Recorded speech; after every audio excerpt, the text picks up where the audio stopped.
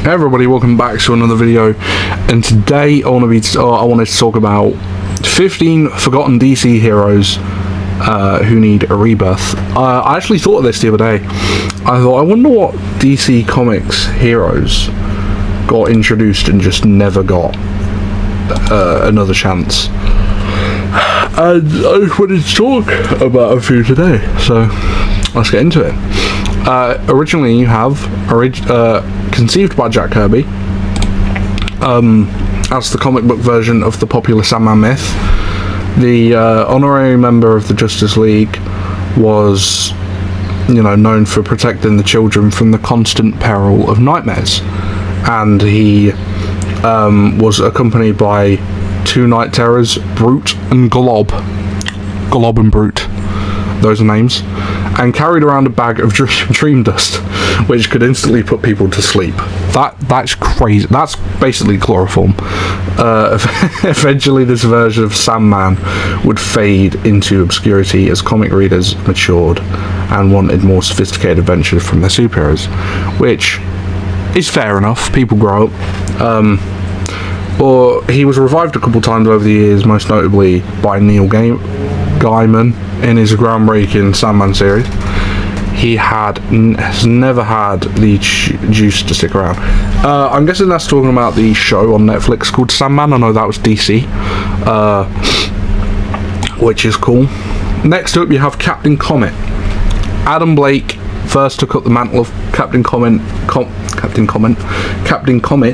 in 1951. He was created by legendary editor Julius Schwartz and artists John Broome and Carmine Infantino as a mutant powerhouse who was born 100,000 years before his time.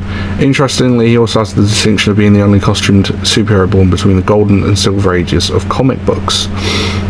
He was a minor character originally who seemed relegated to the far reaches of the cosmos. Not often interacting with the rest of the DCU, Grant Morrison revived him as the emissary of the alien species, Orkkind, on the hunt for fellow Neo-Sapiens in the New 52. Well, the next one, we've got Wild Dog. In one of the more weirder developments of the past year, Max Allan Collins and Terry Beatty's cult classic DIY hero is enjoying something of a renaissance. Appearing in the CW's Arrow and popping up in the number one issue of Gerard Way's Cave Carson Has a Cybernetic Eye. Gerard Way, just a quick note, Gerard Way wrote the Umbrella Academy comics. Not bad for a guy who cobbled his costume together from a bunch of old sports equipment. Predating Mark Millar's popular Kick-Ass cycle of books by a few decades. It's safe to say Wild Dog was a character who was slightly ahead of his time, combining the Punisher's ultra-violent methods with an everyman quality more reminiscent of Peter Parker. The next one, we've got Night Force. Legendary creators Marv Wolfman and Gene Colan created their groundbreaking series Night Force in 1982. Anchored by the powerful sorcerer Baron Winters, it featured a revolving cast of paranormal operatives who would fight various supernatural evils threatening the earthly plane.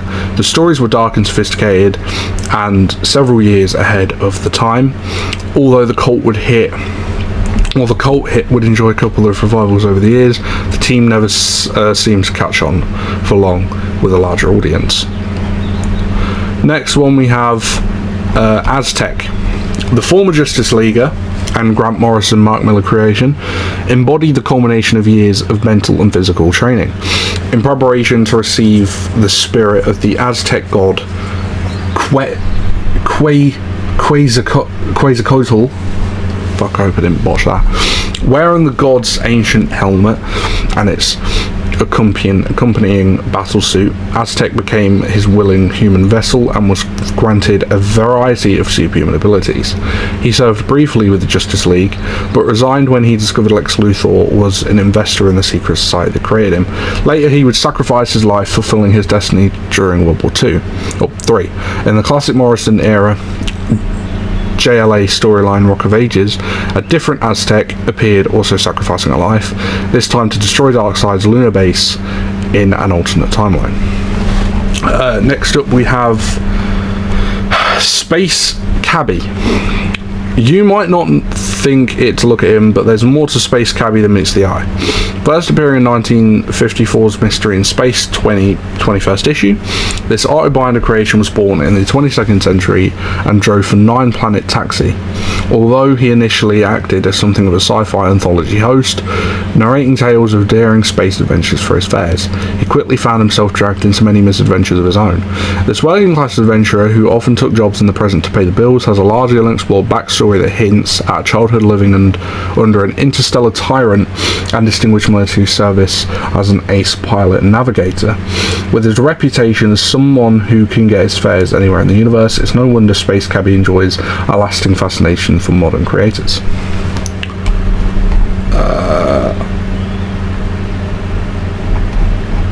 Just looking for any more. The Forever People, once holding an important role in the epic Fourth World cycle by Jack Kirby, the Forever People didn't enjoy the profile of other new gods like Mr. Miracle, Light Ray, and even Orion. Dan Didio and Keith Giffen took a stab at reviving the group for modern readers, but pulled the plug on the series after only 9 issues. Originally conceived as something of a bohemian take on superheroes, Kirby's teen heroes lacked the gravity of his more mature creations. Grant Morrison attempted a more modern upgrade as useful Japanese representatives of his Fifth World concept during Final Crisis, but the idea was never followed up. And finally, we have Challengers of the Unknown. The Challengers of the Unknown aren't exactly unknown to the majority of respectable comic book readers, but the potential of his team of Jack Kirby creations has never really been realised since their original ongoing series in the Silver Age. A group of random individuals, the sole survivors of a tragic airplane crash, they'll all agree to use the Boris Island they've been granted to explore in the unknown. Their many adventures were often outlandishly strange and ran the gamut of classic comic book conventions, from mad scientists to occult invasions to the Chul's Sorrel. The Chul's, what the fuck are the Chul's? The Chul's Sorrel. Later they would inspire the creation of similar explorer heroes such as the Fantastic Four and the Planetary. And that's it. There was a few that I skipped past. I didn't really want to make this video too long. I grabbed these off the article CBR, who was this written by? This was just by CBR staff. Published November 1st, 2016. So yeah, they're basically forgotten DC superheroes.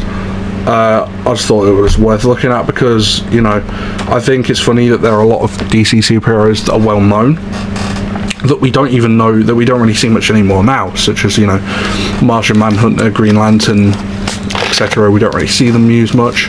So, you know, you know how bad it is for these guys. You don't even remember who they are. But yeah, I'm going to see you later. Have a good day.